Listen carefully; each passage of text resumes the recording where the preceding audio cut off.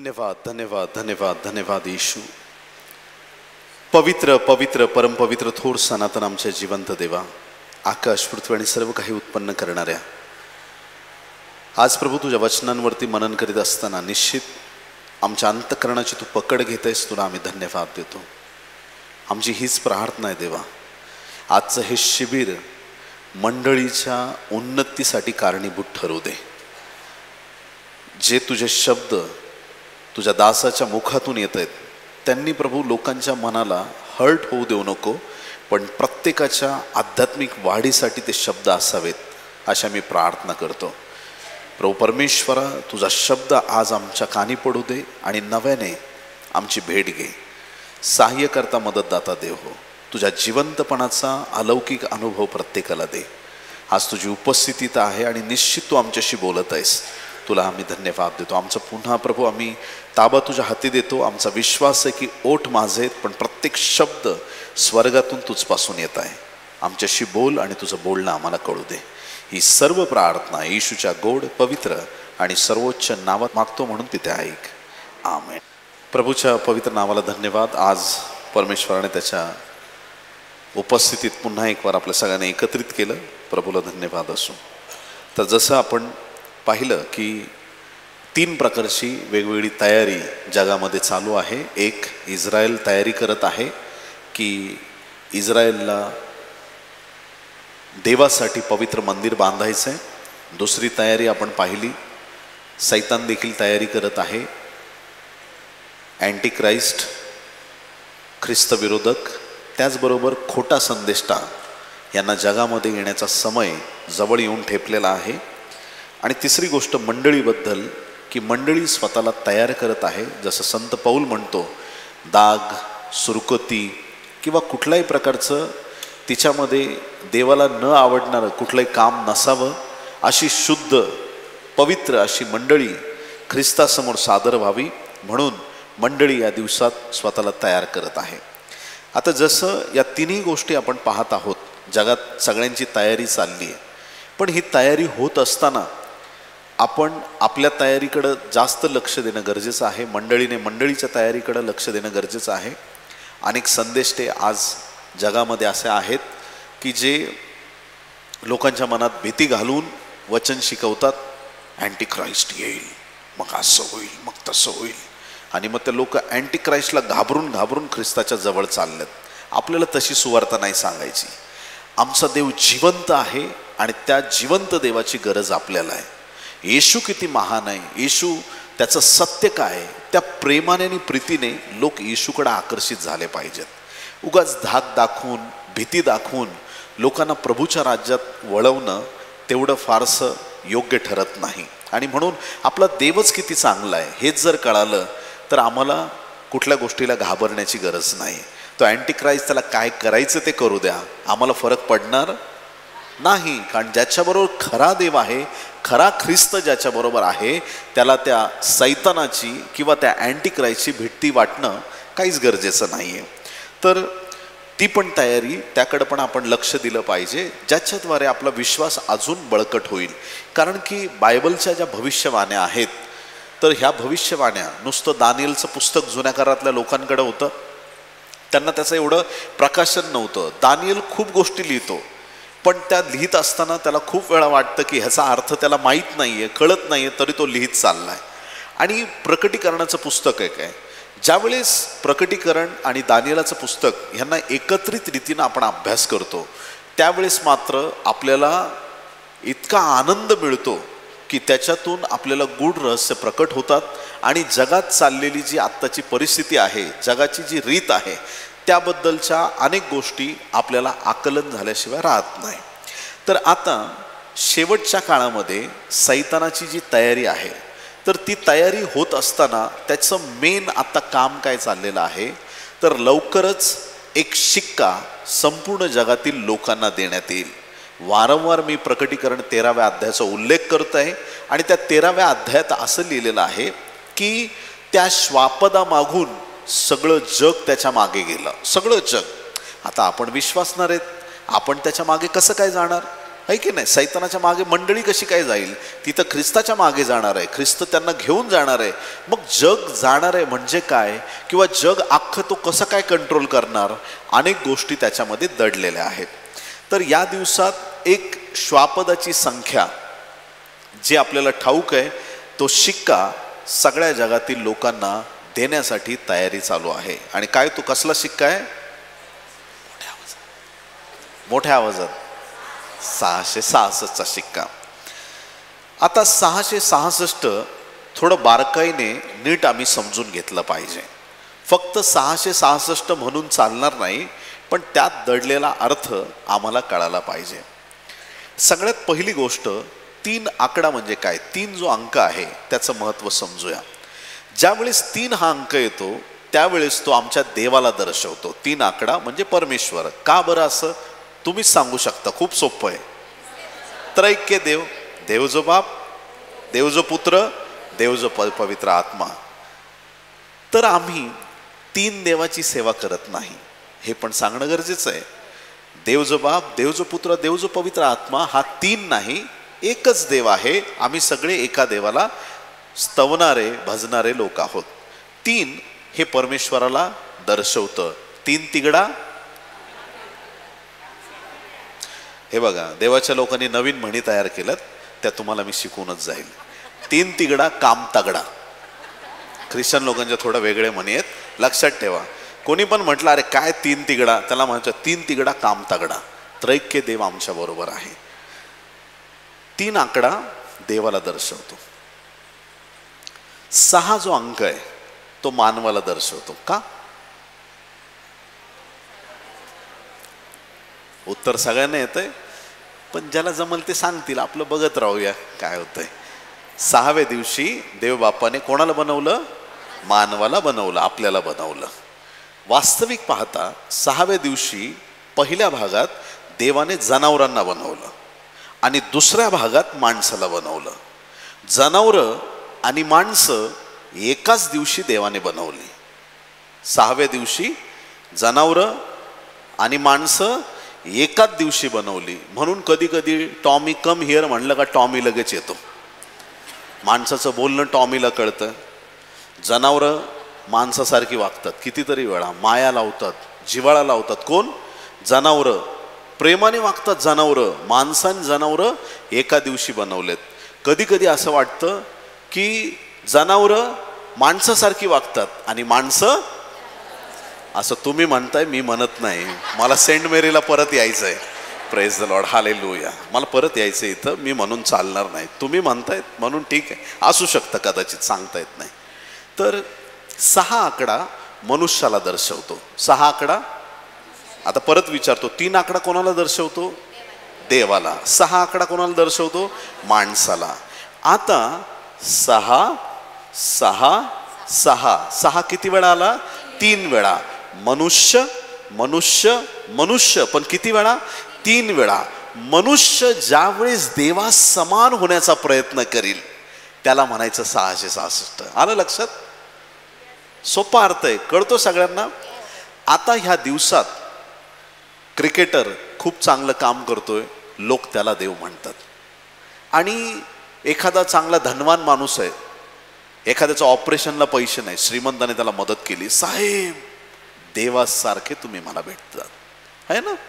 एखादा पॉलिटिशियन, यांनी समाजाची फार उन्नती केली, साहेब तुम्ही दैवत आहात आमच्यासाठी. जगामध्ये सगळ्या गोष्टींना देव मानलं जातं. सूर्य प्रखर प्रकाश देतो आणि सूर्याची गरजच आहे आपल्याला. मग काही लोकांना असं वाटतं की सूर्य आमचा देव आहे, डोंगरांना देव मानलं जातं. आता प्रत्येकाची धारणा जशी आहे त्यांच्याबद्दल मी काही बोलत नाहीये. माझं हे सांगण्याचं तात्पर्य आहे की त्याची निर्मिती एवढी प्रभावशाली आहे. निर्माण करता कसा असेल, तो किती सामर्थ्यवान असणार आहे. ज्याने बनवलं, काही लोकांना कळत नाहीये, उगाच मागणं हलवतात. आता हलवा, आता मी तरी काय करणार, बिचारा माणूस. बरं, सूर्याकडे 10 मिनिटं सलग असं बघता येईल? कोणाला बघता येईल का? असंच नाही बघू शकत. कोणी म्हणाल मी गॉगल लावून बघेल, तसं नाही, डायरेक्ट है ना, बघता येईल? नाही बघू शकत आपण सूर्याकडं. सूर्याकडं नाही बघू शकत मग सूर्य बनवणाऱ्या देवाला कसं बघणार तुम्ही? तो किती प्रभावशाली असेल, तो किती सामर्थ्यवान पवित्र देव आहे. मग त्या पवित्र परात्पर परमेश्वरा समान मनुष्य बनू शकत नाही. बायबलचे हे सिद्धांत आहेत. परमेश्वर परमेश्वर आहे, मनुष्य मनुष्य आहे. परमेश्वर माती नाही प्रियांनो, परमेश्वर आत्मा आहे. योहान 4:24. देव आत्मा आहे, त्याच्या उपासकांनी त्याची उपासना आत्म्याने आणि खरेपणाने करावी. शरीर आमच्याकडे आहे. मनुष्य मातीतून आला आणि एक दिवशी तो पुन्हा पूर्ववत मातीला मिळणार आहे. हे मातीचं शरीर आहे. परंतु मनुष्य आज स्वतःला देवा समान बनवण्याचा प्रयत्न करत आहे आणि देवाला कुठंतरी डावलण्याचा प्रयत्न करत आहे. संपूर्ण विश्वात हीच स्थिती आहे. मग ह्या परिस्थितीमध्ये सर्व जगातील माणसांना शिक्का दिला जाणार आहे आणि बायबलमध्ये त्याचा आकडा दिलेला आहे. मी भरपूर वचनं वाचायचं म्हणजे गाळतोय का? कारण की तुम्ही विश्वास ठेवलाय मी बायबल वाचून आलोय, त्याच्यामुळे आपण वाचण्यापेक्षा समजून घेऊया आणि काही रेफरन्सेस मी सांगेल ते नंतर तुम्ही लिहा. तर 666 हा आकडा जगातील सगळ्या लोकांना शिक्का देण्यात येणार आहे. शिक्का देण्यात येणार आहे सगळ्या जगातील लोकांना. आणि हा शिक्का कोणाचा आहे? सैतानाचा. ही श्वापदाची खूण आहे, श्वापदाची संख्या आहे. शिक्का दिला तर तुम्हाला खरेदी विक्री करता येईल. शिक्का घेतला म्हणजे तुम्हाला सगळे व्यवहार करता येतील. शिक्का नाही घेतला तर तुम्हाला काहीही खरेदी विक्री करता येणार नाही. औषधं म्हणा, घरातल्या वस्तू म्हणा, काही तुम्हाला खरेदी करायचंय, ज्याच्याकडे शिक्का असेल त्यालाच ते मिळेल. बरं, आता एवढ्या वर्षांमध्ये बालपणापासून तुम्ही देवाची वचनं हे ऐकत आलात, पण ह्या दिवसांमध्ये ह्या सगळ्या गोष्टींना एवढा जोराचा फोर्स आलेला आहे आणि जसं त्या कुमारींना चाहूल लागली आणि त्या खडबडून जाग्या झाल्या, तसे हे दिवस मंडळीने खडबडून जागे होण्याचे दिवस आहेत. हे मंडळीच्या जागृततेचे दिवस आहेत. जिथं जिथं देवाचं काम चाललंय त्या त्या ठिकाणी देवाचे लोक जागृत झाले पाहिजेत आणि त्यांनी बायबलच्या भविष्यवाण्यांकडे आपलं लक्ष केंद्रित करणं गरजेचं आहे. या दिवसांमध्ये हा शिक्का संपूर्ण जगाला देण्यासाठी ऑलरेडी सैतानाने पूर्ण योजना तयार केलेली आहे. कोविड कुठून आला? चायनामधून आला. परंतु तो कुठला पक्षी उलटा लटकतो? वटवाघुळाकडून आला. आता हे चायनाचे लोक आधीपासून वटवाघूळ खात नव्हते का? काय काय खातात. मी तर म्हणतो आदाम जर चायनीज असता आणि तो साप येऊन म्हणला असता हवा आदाम फळ खा, तर ते म्हटले असते आम्हाला फळ नको, आम्हाला तूच पाहिजे, है ना. चायनीज असतं तर त्या सापाचाच कार्यक्रम केला असता. हे चायनीज लोक असे आहेत. मग त्यांनी काय पहिल्यांदा खाल्लं का वटवाघूळ? हे पूर्वीपासून खात आहेत. हा व्हायरस मॅन मेड होता, माणसांनी बनवला. काहीतरी रिझन असेल त्याच्या मागे. जसजसं आपण या गोष्टीत पवित्र आत्म्याचं मार्गदर्शन घेऊ, त्याचा अभ्यास करू आणि कुठलाही डोक्यावरती बर्डन न ठेवतो, हा असं कसं करेल, तो तसं कसं करेल, हे कसं होईल, असं न करता देवा तू प्रकट कर. अभ्यास केल्यावर आपल्याला बऱ्याच गोष्टी प्रकट व्हायला सुरुवात होते. कुठंतरी ही सैतानाची फार मोठी चाल होती आणि ती चाल तो पूर्ण करत आहे. कंटिन्यू सैतानाचं लक्ष सगळ्या लोकांच्या हाताकडं आणि मस्तकाकडं लागलेलं आहे. हाताकडे आणि मस्तकाकडे. आता तुम्ही म्हणाल की कसं काय पास्टर, कसं काय हाताकडं आणि आमच्या कपाळाकडं, आमच्या चेहऱ्याकडं सैतानाचं लक्ष आहे? 666 आकडा हातावर आणि कपाळावरती, ह्या दोन गोष्टी महत्वाच्या आहेत. किती लोकांनी आधार कार्ड काढले? अरे वा, क्या बात आहे. पुण्यातले लोक फार फास्ट आहेत, प्रभूची स्तुती असो. आधार कार्ड घेताना तुमच्या हाताचे ठसे घेतले? अरे वा, हात देऊन बसले. तुमचे डोळे स्कॅन केले का हो त्यांनी? म्हणजे कपाळ पण देऊन बसलेत. कपाळावर असेल तर डोळे तुमचे.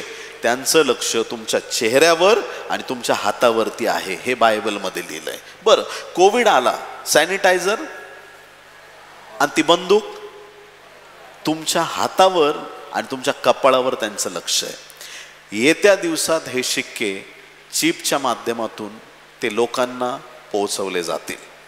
पण धन्य ते लोक ज्यांना वचनाचा उलगडा कळालेला आहे. आम्ही सगळं करू, ठीक आहे.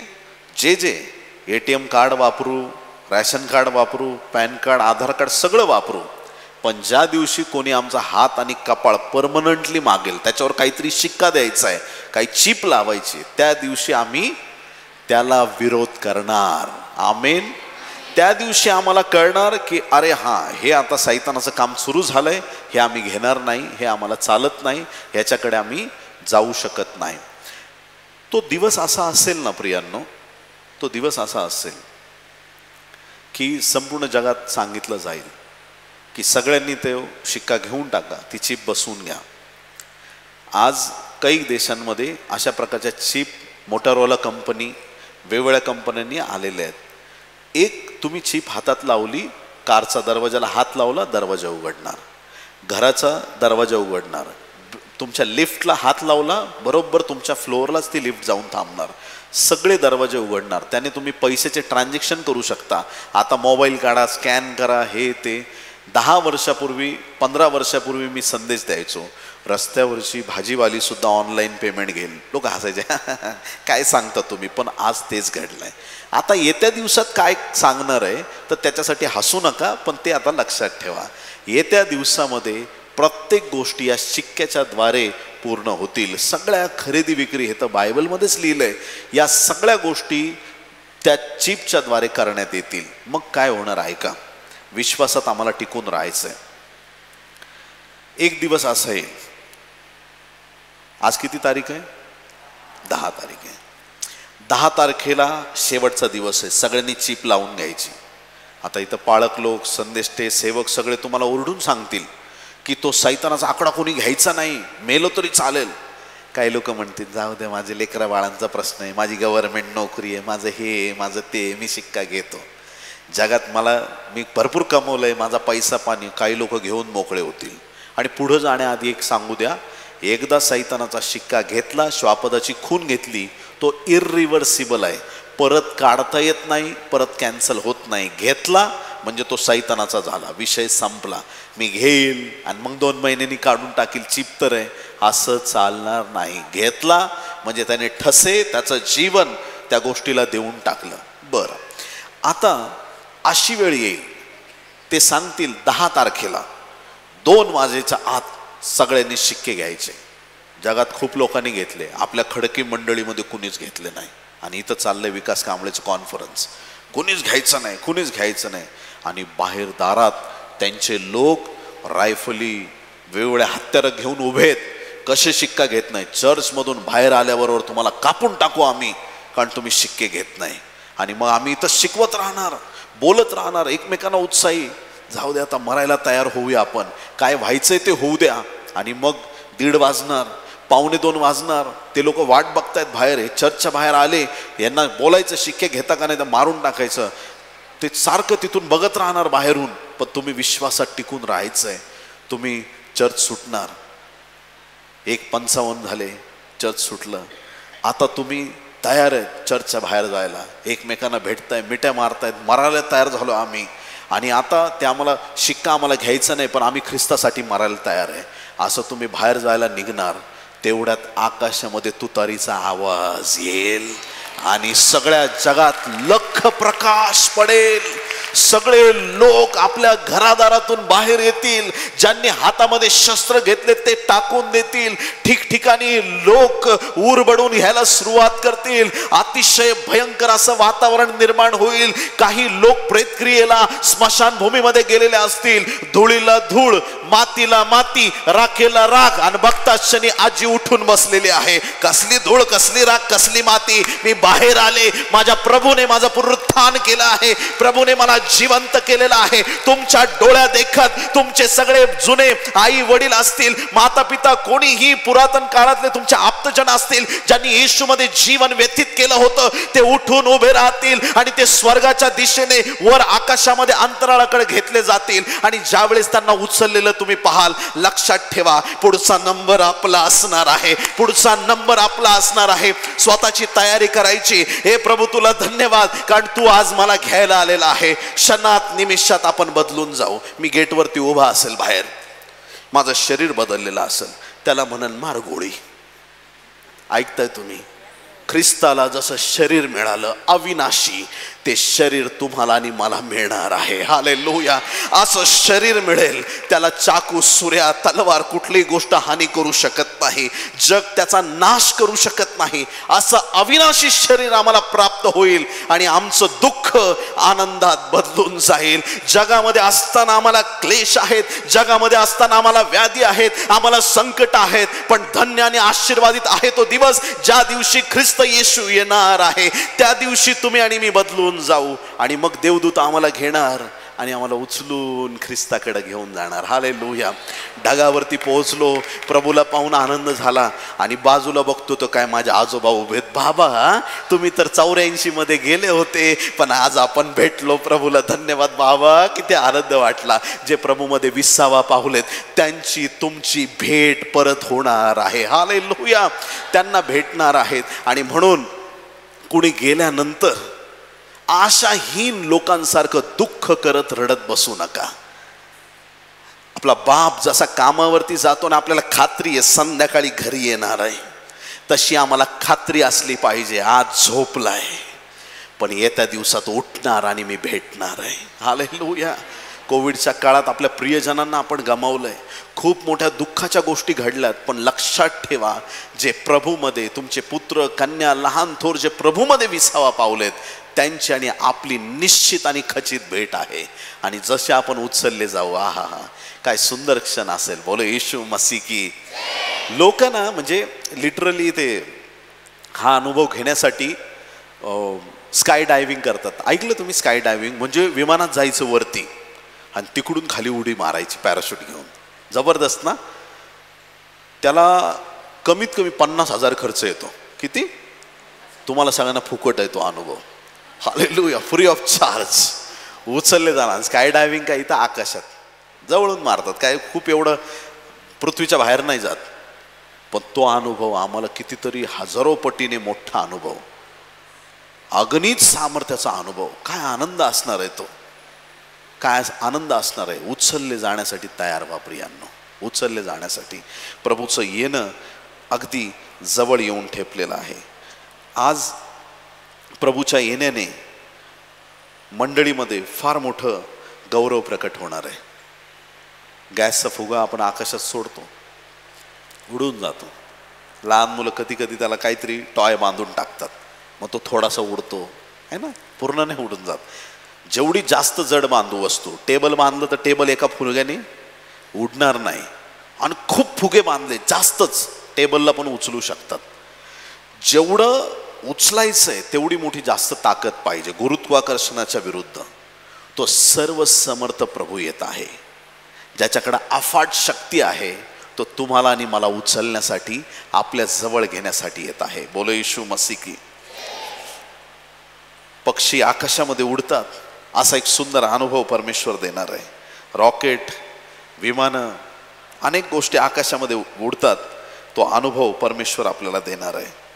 लोक आकाश पाळण्यात बसतात, रोलर कोस्टरमध्ये बसतात, काय काय करतात, पण ही सगळी आनंदाची गोष्ट परमेश्वर तुम्हाला त्याच्या सानिध्यामध्ये देणार आहे.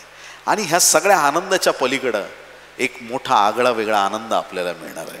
आणि ना एक गोष्ट मी तुम्हाला सांगेन, म्हणजे माझा वैयक्तिक तुम्हाला अनुभव सांगतो. ज्या देवाने मला कान दिलेत तो कसा काय बहिरा असेल, ज्या देवाने मला डोळे दिलेत तो कसा काय आंधळा असेल, ज्या देवाने मला तोंड दिलंय तो मुका कसा असेल. निर्माण करता तो ऐकणारा, बघणारा आणि बोलणारा असणार आहे. जो परात्पर परमेश्वर, सृष्टीचा रचनाकार आहे, त्या परमेश्वराला पाहता येतं, ऐकता येतं, बोलता येतं. एकदा प्रार्थना करत असताना प्रभूचं माझं जसं काय आपलं बोलणं चाललं असं प्रभू मला बोलतोय, विकास तुला स्वर्गाला काय यायचंय. आता मोठा प्रश्न आहे, पण पवित्र आत्म्याच्या प्रेरणेने मी प्रभूशी बोलत होतो. स्वर्गात सोन्याचे रस्ते म्हणून मला स्वर्ग नकोय.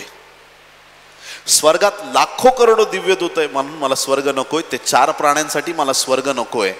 ते 24 वडील तुला नतमस्तक होतात म्हणून मला स्वर्ग नकोय. स्वर्गात माझा देव आहे म्हणून मला स्वर्ग पाहिजे. हालेलुया. तो किती अलौकिक दिवस असणार आहे की ज्यावेळेस आपण आपल्या प्रभूला साक्षात पाहणार आहोत, त्याची वधू म्हणून आपण उचलले जाणार आहोत. अत्यंत देवाचा गौरवाचा तो क्षण आहे. रॅप्चर हा जो शब्द आहे तर त्याला कॅम्ब्रिजच्या इंग्लिश डिक्शनरीमध्ये रॅप्चरचा अर्थ असा दिलाय, त्याला अत्यानंद म्हटलेलं आहे. सगळ्यांनी म्हणा अत्यानंद. आता अत्यानंद म्हणजे काय?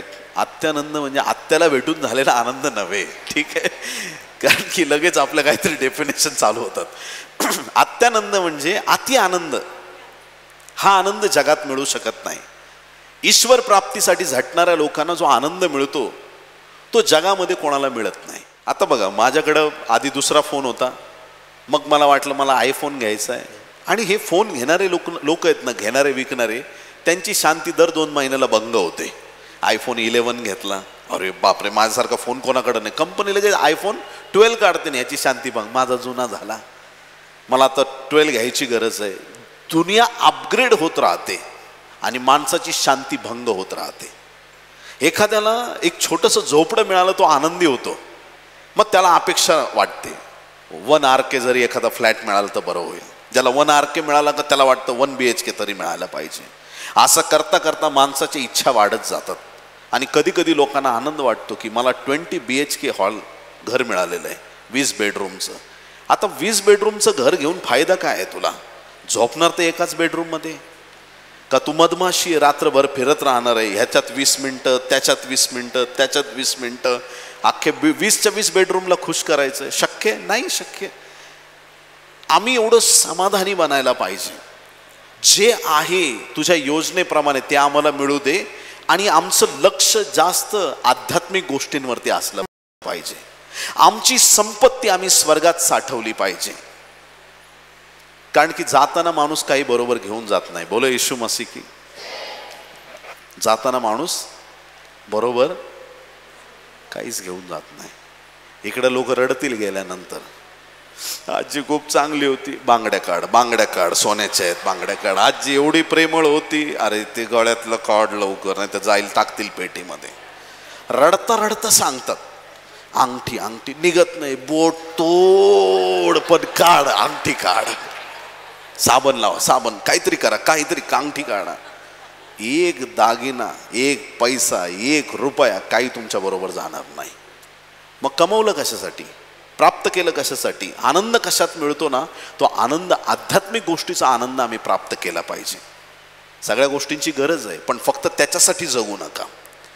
काही लोकांचा जन्म फक्त पैसे कमवण्यासाठी झालाय, नाव कमवण्यासाठी झालाय, विद्वत्ता मिळवण्यासाठी झालाय, शिक्षण प्राप्त करण्यासाठी झालाय. काही लोक फक्त एका विशिष्ट गोष्टीसाठी. पण तुमचा आणि माझा जन्म खऱ्या देवाचं खरं काम जगासमोर प्रकाशित करण्यासाठी झालेला आहे. हालेलुया.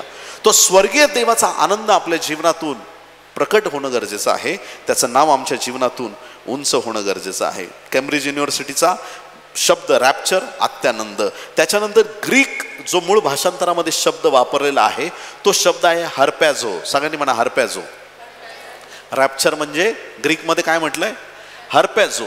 हर्पॅझो शब्दाचा अर्थ, शब्दशः अर्थ आहे हिसकावून घेणे. काय? हिसकावून. प्रभू या जगातून आम्हाला हिसकावून घेणार आहे.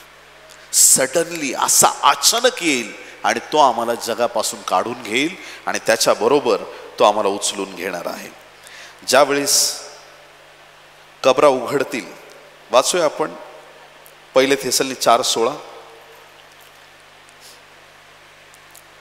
काय काय घटना घडतील त्यावेळेस. 1 थेसलनी 4:16. कारण आज्ञाध्वनी, आद्य दिव्यदूताची वाणी व देवाच्या तुतारीचा नाद होत असता प्रभू स्वतः स्वर्गातून उतरेल आणि ख्रिस्तामध्ये जे मेलेले आहेत ते पहिल्याने उठतील. आमेन. प्रभूची स्तुती असो. किती विशेष आहे की जे प्रभूमध्ये विसावा पावलेत ते उठवले जाणार आहेत. कधी देवदूत आले भेटायला मानवासाठी, कधी संदेष्टांना पाठवलं, भविष्यवक्त्यांना पाठवलं, संतांना पाठवलं, प्रभूने संत पौलाला पाठवलं. अद्भुत गोष्टी आहेत. प्रभू पाठवत गेला एकेकाला. पण आता प्रभू येशू ख्रिस्त स्वतः त्याच्या सामर्थ्यानिशी येणार आहे. आधी पण आला, कोकरा बनून आला. आधी ज्यावेळेस आला कोकरा बनून आला. म्हणून तर बाप्तिस्मा करणारा योहान म्हणतो, हा पहा जगाचे पाप हरण करणारा देवाचा कोकरा. त्यांनी ओळखला हा कोण आहे. तो कोकरा बनून आला. पण आता यहुदा वंशाचा सिंह येणार आहे. आपल्या सामर्थ्यानिशी येणार आहे आणि प्रत्येक जगातील व्यक्ती ज्यांना डोळे आहेत असा प्रत्येक डोळा येशू ख्रिस्ताला पाहणार आहे. प्रकटीकरण 1 अध्यायाच्या 7व्या वचनात लिहिल्याप्रमाणे प्रत्येक डोळा येशू ख्रिस्ताला पाहणार आहे. खूप अलौकिक सामर्थ्यवान असा समय परमेश्वराने ठेवलेला आहे. ज्यावेळेस शेवटला करणा वाजेल, कुठला करणा? सगळ्यांनी म्हणा शेवटला करणा. शेवटचा करणा ज्यावेळेस वाजेल, बऱ्याच वेळा लोकांचा गैरसमज होतो की बायबल वाचताना शेवटल्या म्हणजे प्रकटीकरणाच्या पुस्तकामध्ये 7 आकडा खूप वेळा वापरलाय. 7 मंडळ्या, 7 दिवे म्हणजे तेच मंडळ्यांचे, अजून 7 आत्मे पण आहेत, 7 अजून 7 समय झालं, अजून 7 वाट्या कशाच्या आहेत? क्रोधाच्या, आपणच भरल्यात त्या, ठीक आहे. 7 वाट्या, 7 तुताऱ्या, 7 करणे, 7 देवदूत, खूप बऱ्याच गोष्टी 7 अशा दिलेल्या आहेत. तर खूप लोकांना असं वाटतं की 7 जे करणे आहेत, पहिला दुसरा आणि ते अनर्थ येत आहेत, त्यापैकी 7वा शेवटचा करणा वाजल्यावर येशू ख्रिस्त येईल असं काही लोकांना वाटतं. पण हा तिथं अर्थ आपण घेता कामा नये. शेवटच्या करण्याचा अर्थ एक आध्यात्मिक दर्जावरती वेगळ्या रीतीने दिलेला आहे. शेवटचा करणा हा शेवटचा करणा आणि ते 7 करणे यांचा संबंध नाही. हे बायबलमधून वाचल्यानंतर आपल्याला कळतं की ते 7 करणे काय, ते 7 शिक्के काय, त्या 7 समया काय आहेत. ज्यावेळेस तो सिक्वेन्स आपण वाचतो, ऐकताय सगळे, त्या 7 करण्याचा आणि ह्या शेवटच्या करण्याचा संबंध आहे. मग हा शेवटचा करणा शब्द काय? तो करणा वाजणार आहे. आद्य दिव्यदूताची वाणी, कर्णाचा आवाज, त्या तुतारीचा नाद असा होईल, तो ट्रम्पेट असा वाजेल, सगळं जग ऐकणार आहे. लख प्रकाश घेऊन येईल. सूर्य कसा होईल? अंधकारमय, आणि चंद्र रक्तमय होईल, असा तो दिवस ठेवलाय. आता बरेचसे वयस्कर लोक इथं बसलेत. पाळक साहेब तुम्ही जरा तरुणच वाटतात, पण आम्ही वयस्कर झालो आता. सूर्य कधी अंधकारमय झालेला आम्ही कधी बघितलं नाही. हे काय? उदाहरणार्थ आता इथं हा लाईट आहे, तिकडे दिसतो सगळ्यांना एक वरती लाईट, एक कुठला पण, तो एक चांगला हॉलिजन आहे मोठा, त्याच्यापेक्षा 1000 पटीने जास्त प्रकाश देणारा अगदी त्याच्या बाजूलाच जर दुसरा लाईट लावला, ह्याचा प्रकाश तुम्हाला दिसणारच नाही. 0 बल्ब लावता घरात, त्याच्या बाजूला एकदम हॉलिजन लावा, 0 बल्ब चालू आहे की नाही तुम्हाला कळणार नाही. अशी सूर्याची गत होईल त्या दिवशी. मी आहे की नाही, काय मला इज्जत आहे की नाही आज, एवढा प्रकाश घेऊन येशू ख्रिस्त येणार आहे.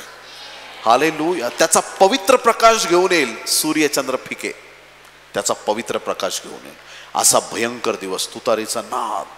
ज्याला डोळे आहेत, आता डोळे कुणाला आहेत?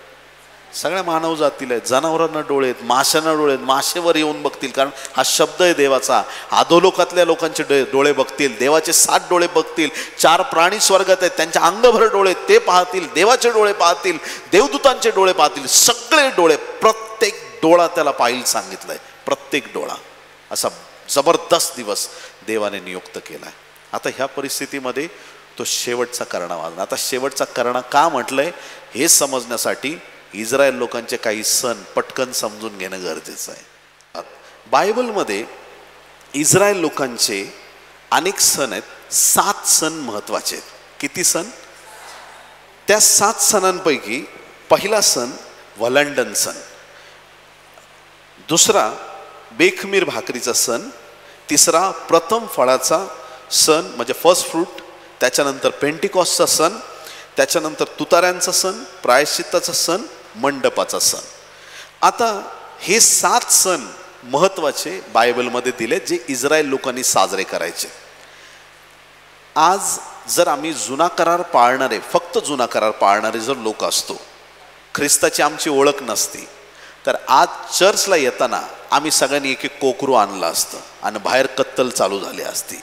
लोक पाप करून आले असते आणि चर्चच्या दारात मुक्या जनावरांचे जीव घेत बसले असते. असा एक कार्यक्रम इथं पाहायला मिळाला असता.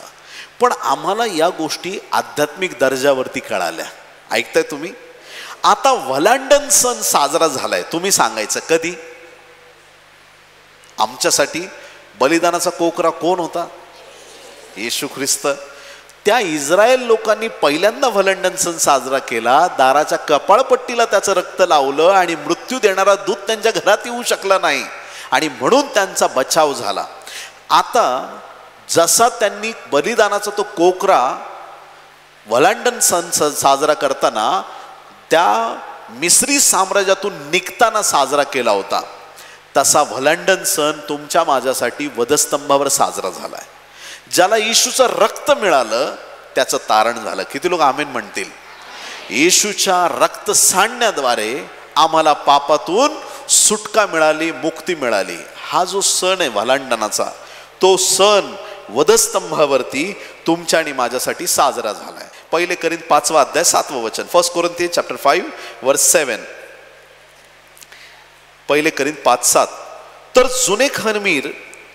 जुने खमीर काढून टाका, अशा हेतूने की तुम्ही जसे बेखमीर झाला आहात तसे तुम्ही नवा गोळा व्हावे. कारण आपला वलांडणाचा यज्ञ पशु जो ख्रिस्त, त्याचे आपल्यासाठी अर्पण झाले. एका वचनात क्लिअर झालं. वलांडणाचा यज्ञ पशु कोण आहे आपल्यासाठी? येशू ख्रिस्त आमच्यासाठी अर्पण झाला. तर वलांडण सण आम्ही साजरा केलेला आहे आणि तो वधस्तंभावर साजरा झाला. बेखमीर भाकरीचा सण आम्ही कसा साजरा केला? ज्या वेळेस येशू ख्रिस्ताने योहान 6:35 मध्ये म्हटलं, मीच जीवनाची भाकर आहे. मरणाऱ्या जगाला जीवनाच्या भाकरीची गरज आहे.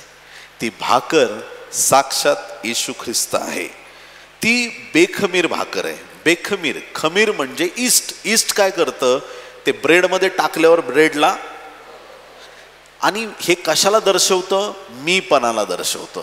खमीर कशाला दर्शवतं? मीपणा.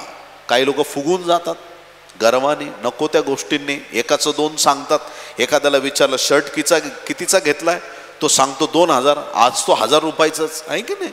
आपल्या पुण्यातले लोक चांगले, तसं खोटं बोलत नाहीत. पण आम्ही काही लोकांना असं भेटलोय की एक गोष्ट सांगायची म्हटलं का डबल भाव वाढवून सांगतात. हे एवढ्याला मिळालं, तेवढ्याला मिळालं, नाही का? असं काही लोकांची सवय असते. त्याला फुगीरपणा किंवा फुगिरी मारणं म्हणतो. ते देवाला आवडत नाही. ती बेखमीर भाकर राजा असताना देखील रंक झाला, शून्य झाला, दरिद्री झाला, आहे की नाही? आणि तो आमच्यासाठी कंगाल झाला, दीन झाला. गाईच्या गोठ्यात त्याने जन्म घेतला. एवढी त्याने नम्रता दाखवली आणि म्हणून ती बेखमीर भाकर आमच्यासाठी येशू ख्रिस्त आहे. पहिले कोरिन्थ 5 अध्याय 8 वचन. पहिले कोरिन्थ 5:8. म्हणून आपण सण पाळावा तो जुन्या खमीराने अथवा वाईटपणा व दुष्टपणा यांच्या खमीराने नव्हे, तर सात्विकपणा व खरेपणा या बेखमीर भाकरीने तो पाळावा. खमीर म्हणजे काय ते पाहिलं. बेखमीर भाकर कोण आहे? ज्या वेळेस आम्हाला ख्रिस्त लाभला, ज्या वेळेस येशू ख्रिस्ताने भाकर मोडली, त्यावेळेस त्याने ती शिष्यांना दिली. बोले येशू मसीह की. बघा, पहिली भाकर ज्यावेळेस येशू ख्रिस्त 5000 लोक भुकेलेत, त्या भाकरीवर, त्या 5 भाकरीवर आशीर्वाद देतो, 5000 जेवतात. पण शेवटचं भोजन करीत असताना येशूने भाकरीवर आशीर्वाद दिला आणि किती लोकांना दिली?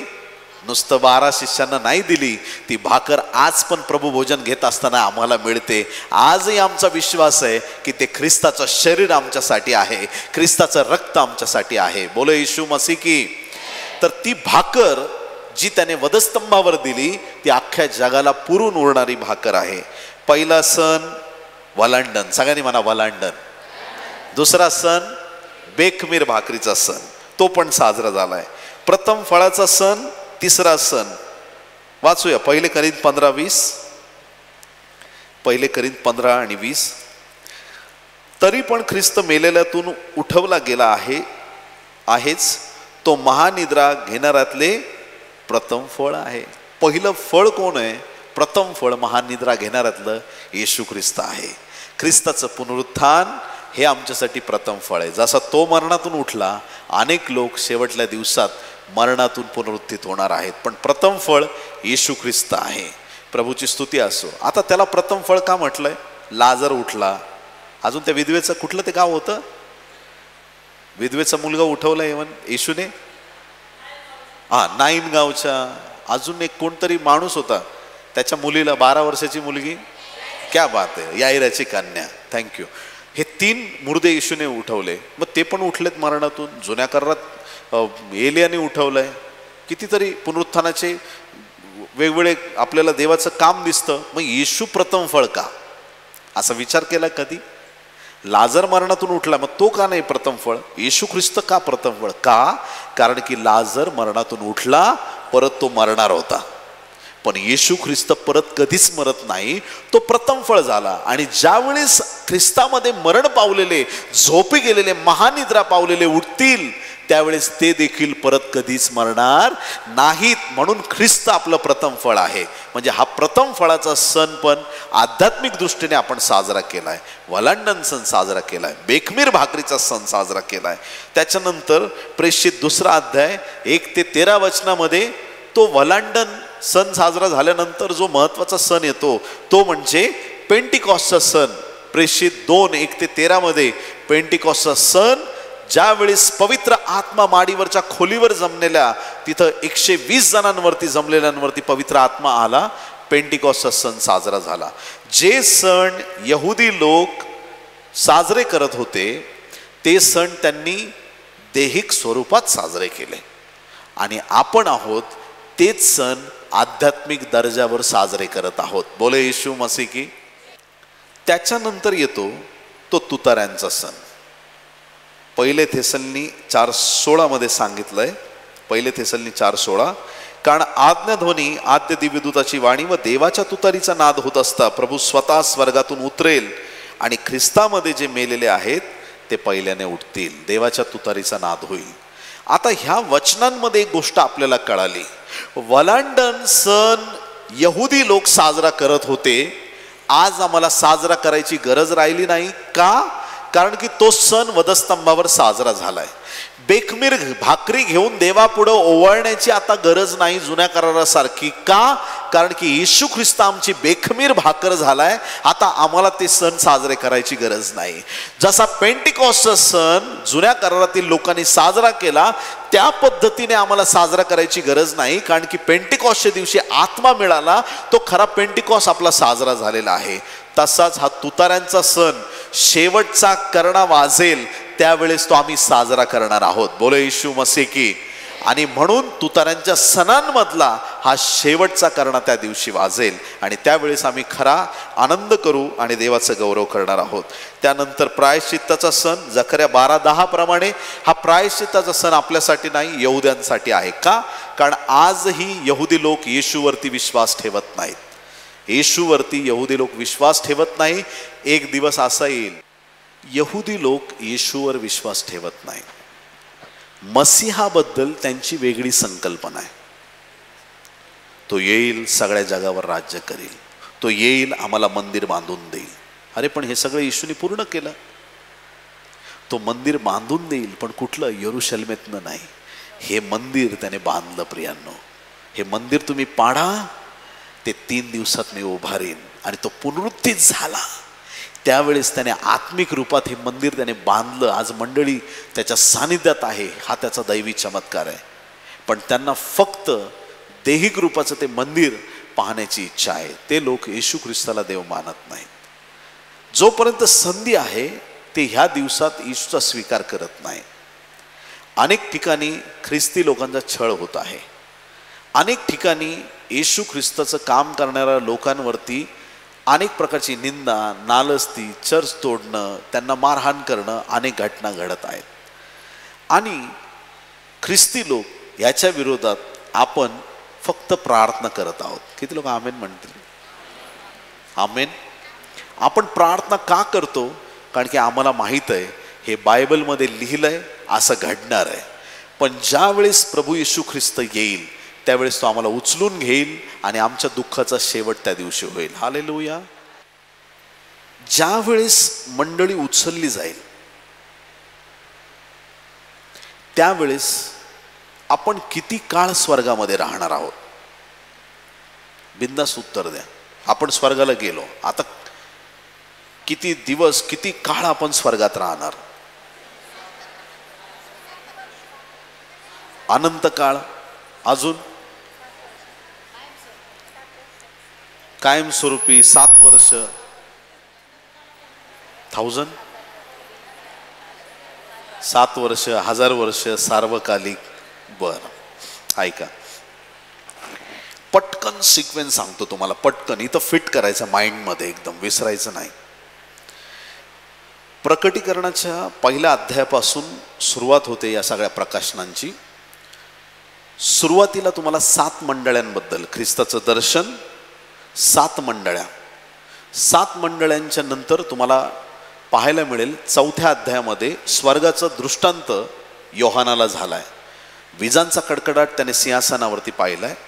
5व्या अध्यायामध्ये तुम्हाला पाहायला मिळेल पुढं की एक गुंडाळी आहे, त्याच्यावरती 7 शिक्के आहेत. 7 शिक्के उघडले जातात आणि जगात वेगवेगळ्या घटना घडतात. हा एक भाग तुम्ही पाहाल, 7 शिक्के. त्या 7 शिक्क्याच्या नंतर तुम्हाला आणखीन काही सिक्वेन्स पाहायला मिळतील. त्याच्यामध्ये 4 घोडे आहेत वेगवेगळ्या रंगाचे. त्याच्यानंतर त्या वेगवेगळ्या घटना घडताना आहेत. परंतु एक असा कालखंड आहे की त्याच्यामध्ये 7 देवाच्या क्रोधाच्या वाट्या आहेत. किती वाट्या? 7 क्रोधाच्या वाट्या. क्रोध म्हणजे काय? क्रोध या शब्दाची डेफिनेशन आधी अशी आहे, राग अधिक राग अधिक राग अधिक राग. जेव्हा राग वाढत जातो त्या रागाचं रूपांतर क्रोधामध्ये होतं. ज्यावेळेस परमेश्वराला राग येतो, तो राग तो घेतो, त्या वाटीत ओतून देतो. आणि अशा 7 वाट्या भरलेल्या आहेत ज्या देवाच्या क्रोधाने भरलेल्या आहेत. त्या 7 वाट्या वेगवेगळ्या सूर्यावर, पृथ्वीवर, वेगवेगळ्या ठिकाणी ओतल्या जातील आणि त्यावेळेस वेगवेगळ्या पीडा जगामध्ये येणार आहेत. एक समय असा येईल, मंडळी उचलली जाईल.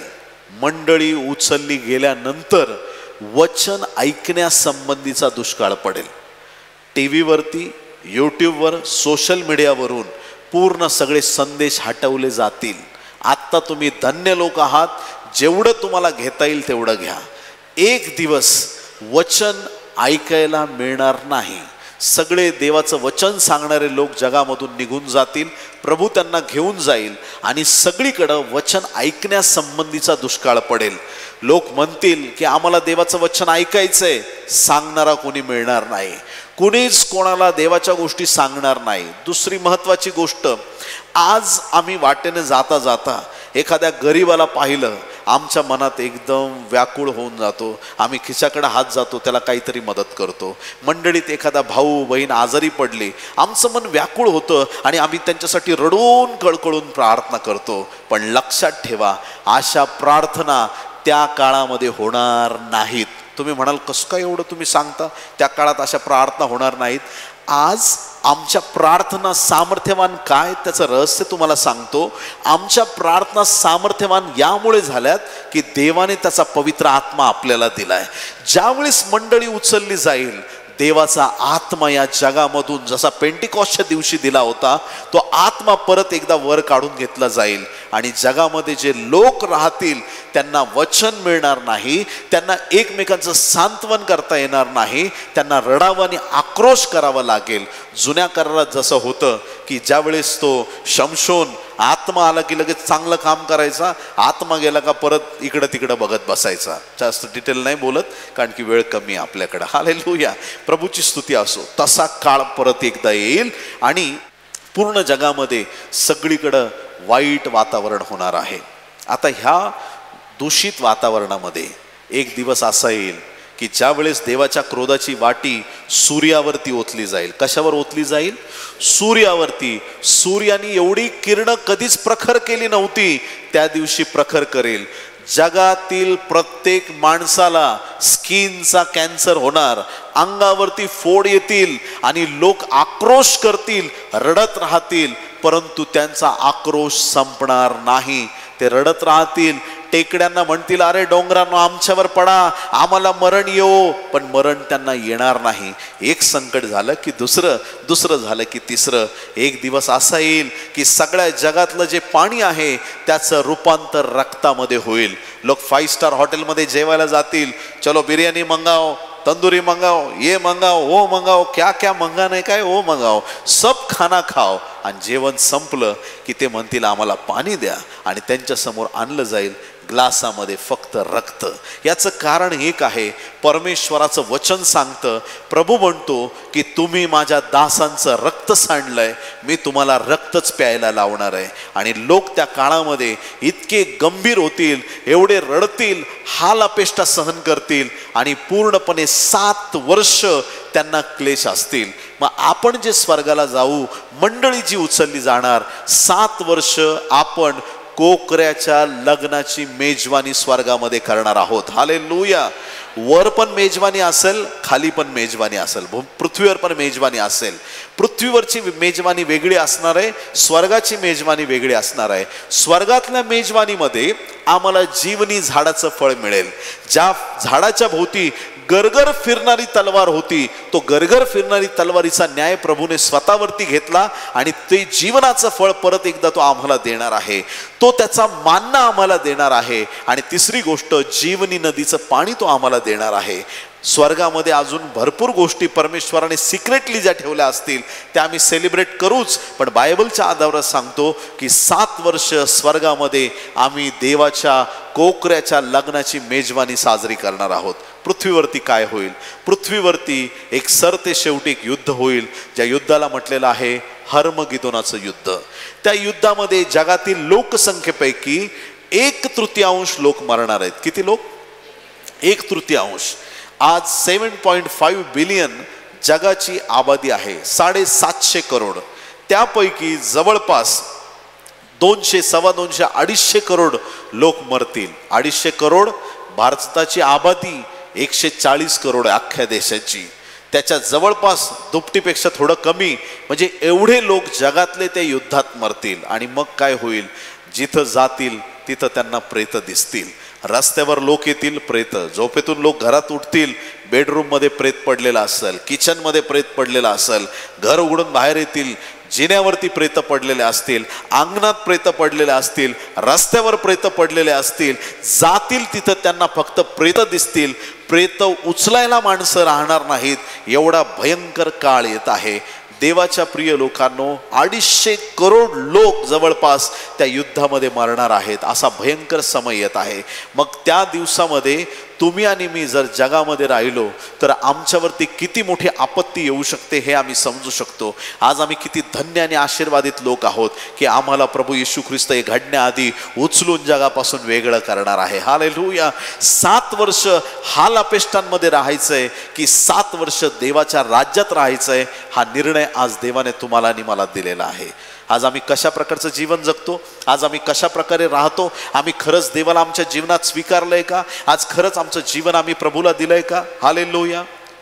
बोलो येशू मसीह की. ते शाळेतले लेकरं असतात, त्यांना 35 मार्कांना पास असतं. 35 लेकरं ज्यावेळेस इंजिनिअरिंगला जातात 40 मार्क्सला पासिंग असते. मेडिकल सायन्सला गेलं तर 50 मार्कांना पासिंग असते. पण देवाच्या राज्यात 100ला पास आहे. किती मार्क्सला? 100. 100 पैकी 99 जरी मिळाले तरी नापास. किती? 99. ज्यावेळेस आपण अशी नितांत श्रद्धा टाकून प्रभूकडे आमचं लक्ष केंद्रित करतो आणि रोज देवाला विचारतो, देवा आज मला सांग, माझं काही चुकतंय का? प्रभू तुम्हाला जाणीव करून देईल, बाळा हे नको करू, ते नको करू. म्हणजे तुम्हाला हर्ट करण्यासाठी नाही आलोय मी, करेक्शन करायला आलोय. कुठल्या व्यसनात आहेत का? एक लहानसं व्यसन पण तुम्हाला नरकाच्या वाटेवरती जाऊ शकतं. त्याग करून तर बघा, काय आशीर्वाद मोकळे होतील. त्याग करून बघा. काय नाही, मी फक्त तंबाखू खातो, बाकी सगळं चांगलं आहे, पण ते पण सोडून दाखवा प्रभूसाठी. एक छोटंसं व्यसन पुरेसं आहे तुम्हाला नरकामध्ये घेऊन जाण्यासाठी. एक छोटंसं पाप पुरेसं आहे की ज्याच्याद्वारे तुम्ही सैतानाशी कनेक्ट आहात. येशू पाण्यावर चालतो आणि हा पेत्र चालत नाही, हेच गमक आहे. तो अविश्वास जडपणा आणतो माणसात. देवाला तुम्हालाच माहिती आहे तुमचं देवाबरोबरचं कसं नातं आहे. हे सगळे सण, प्रायश्चित्ताचा सण, त्या लोकांना साजरा करावा लागेल महासंकटाच्या काळामध्ये, यहुद्यांना, कारण त्यांना घेरणार आहेत सगळ्या बाजूंनी हर्मगिदोनाच्या युद्धात. असं घेरतील की सगळीकडे त्यांची कोंडी होईल आणि त्या दिवशी ते पश्चाताप करून म्हणतील, येशू ख्रिस्त हाच जिवंत देवाचा पुत्र आहे. हा त्यांच्यासाठी प्रायश्चित्ताचा सण तेव्हा साजरा होईल. आणि शेवटचा मंडपाचा सण, रेफरन्स वेळेअभावी वाचत नाही, पण तो मंडपाचा सण स्वर्गीय राज्यात तुम्ही आणि मी साजरा करणार आहोत. बोला येशू मसीह की. बरं, एका प्रश्नाचं उत्तर देऊन मी शेवट करणार आहे बऱ्याच गोष्टींचा. किती वर्ष आम्ही स्वर्गात राहणार आहे? तर आम्ही फक्त 7 वर्ष स्वर्गात जाणार आहेत रॅप्चर नंतर. आणि ज्यावेळेस प्रभू येशू ख्रिस्त परत येणार आहे, तो आपल्या मोठ्या सैन्याबरोबर येणार आहे. ते सैन्य कोण आहे? ते सैन्य तुम्ही आणि मी आहोत. हालेलुया. त्या काळासाठी 1000 वर्ष जे राज्य करणार आहे प्रभू, त्या काळासाठी तुम्ही आणि मी आमदार आणि खासदार असणार आहोत. हालेलुया. जगात आम्ही राज्य करणार. जगातले लोक मातीच्या शरीरात असतील आणि आम्ही अविनाशी शरीरात. आमचं राज्य किती खतरनाक असेल बघा. हालेलुया. कोणीच भ्रष्टाचार करू शकणार नाही, कारण आम्हाला ती दृष्टी प्राप्त होईल. आम्ही कुठेही हजर होऊ शकतो, कुठेही जाऊ शकतो, काही करू शकतो. टाईम ट्रॅव्हल ह्या सगळ्या गोष्टींचा बॅरियर तुटलेला असणार आहे. एक सार्वकालिक जीवन आपल्याला प्राप्त झालेलं असणार आहे. बोला येशू मसीह की. जर हा एवढा मोठा आनंद देवाने पुढं आपल्याला ठेवलाय, तर या जगात असताना आज आपण येशूच्या रक्ताने धुतलं जाणं गरजेचं आहे. आज आपलं जीवन प्रभूला देणं गरजेचं आहे. तयारी कोण करतं? काय तयारी करतं? इस्रायलची तयारी, सैतानाची तयारी आणि आता ही देवाच्या लोकांची तयारी फार महत्त्वाची आहे. आम्ही स्वतःला प्रिपेअर केलं पाहिजे. जे लोक चर्चला येत नाहीत त्यांना चर्चचा रस्ता दाखवला पाहिजे. आई चर्चला जाते, वडील चर्चला जातात, लेकरं येत नाहीत. कधी लेकरं जातात, आई वडील येत नाहीत. का असं घडतंय? आज घरातला प्रत्येक सदस्य त्याची पावलं देवाच्या भवनाकडे वळालीच पाहिजेत. मंडळीचा आम्ही सहभाग होणं गरजेचं आहे. इथं आम्ही उपस्थित राहणं गरजेचं आहे. काही लोक खूप हुशार असतात. माझा प्रभू सगळीकडे आहे, माझा प्रभू मला घरी पण भेटेल. स्वतः येशू चर्चला गेला होता, मंदिरात गेला होता, आणि तू येशूपेक्षा महान आहेस का? आज आम्ही मंडळीचे घटक बनलं पाहिजे. जे लोक अनुपस्थित आहेत त्यांच्यासाठी मध्यस्थी करणं, त्यांना चर्चकडे वळवणं, त्यांची पावलं देवाकडे वळवणं गरजेचं आहे. किती दुःख वाटेल, सगळे परिवारातले लोक पुढे चाललेत आणि एकटाच इकडं वाईट काम करत एक जण घरातला मागे राहिला. का असं व्हावं? आज आमच्या प्रत्येक परिवाराची जबाबदारी आहे. जे देवाकडे वळत नाहीत त्यांना देवाच्या राज्याकडं आम्ही आणणं गरजेचं आहे. बोलो येशू मसीह की.